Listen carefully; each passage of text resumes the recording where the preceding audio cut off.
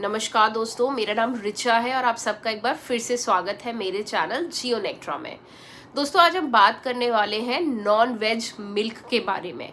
जी हाँ, आपने बिल्कुल सही सुना और आप सब सोच भी रहे होंगे कि क्या मिल्क भी कभी नॉन वेज हो सकता है।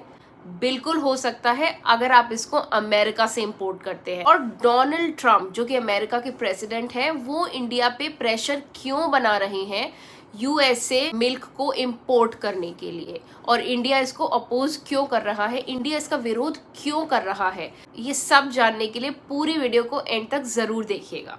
दोस्तों, डोनाल्ड ट्रंप की एडमिनिस्ट्रेशन की तरफ से इंडिया पे प्रेशर बनाया जा रहा है कि वो ऐसे मिल्क को इंपोर्ट करे जो इंडिया के लिए अनएक्सेप्टेबल है। And what is the reason behind it that India is not ready to accept it?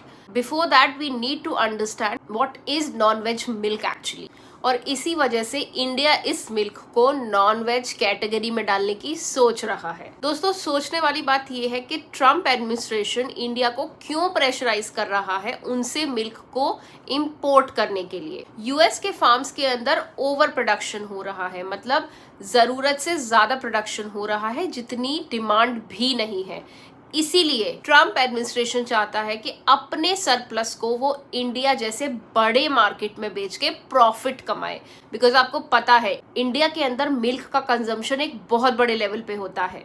America India के अंदर बस प्रॉफिट बनाना चाहता है, उसको कोई फर्क नहीं पड़ता अगर इससे कोई कल्चरल या पॉलिटिकल प्रॉब्लम कल को क्रिएट हो इंडिया के अंदर। दोस्तों, आप सबको पता है इंडिया की आइडेंटिटी डीपली रूटेड है वेजिटेरियन वैल्यूज में, और ज्यादातर इंडियन स्ट्रिक्टली डेयरी को सात्विक फूड मानते हैं। दोस्तों, अगर गाय को एनिमल फीड कराया जा रहा है, ऐसे दूध को इंडियंस शुद्ध मान ही नहीं सकते। ऑल्सो ये इंडियंस के कल्चरल और रिलीजियस बिलीफ के सख्त खिलाफ है। दोस्तों, कल्चर तो एक इशू है ही, we all agree on this, लेकिन इकोनॉमिक्स भी एक बहुत बड़ा इशू है, क्योंकि इंडिया का dairy system small scale farmers पे डिपेंड करता है। और जो फार्मर्स होते हैं या जो डेयरी का बिजनेस चलाते हैं शहरों में, गांव में, इन लोगों के पास मैक्सिमम 3, 4, 5 गाय होती हैं। लेकिन अगर यूएस के चीप डेयरी प्रोडक्ट्स इंडिया के अंदर आ गए तो इन लोगों का सरवाइव करना मुश्किल हो जाएगा। एंड आई विल से मुश्किल नहीं, नामुमकिन हो जाएगा। और उनका रोजगार तो खतरे में आएगा ही, साथ में पॉलिटिकल फॉलआउट भी बहुत बड़े लेवल पे होगा। अगस्त 2025 में ट्रंप ने इंडिया के गुड्स पर 50% का टैरिफ लगा दिया क्योंकि ट्रेड टॉक्स फेल हो गई। साथ में उन्होंने ये भी बोला कि अगर उनको इंडिया के अंदर डेयरी मार्केट का एक्सेस नहीं मिला तो ये टैरिफ और भी बढ़ सकते हैं।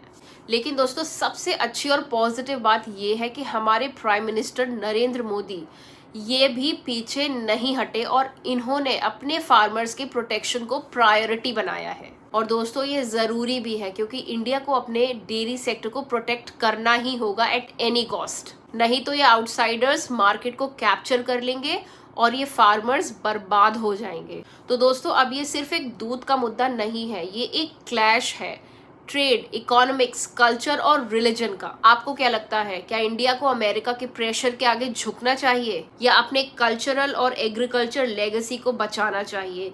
प्लीज कमेंट करके बताइए।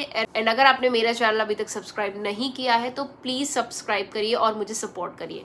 Thank you so much. See you soon in the next video.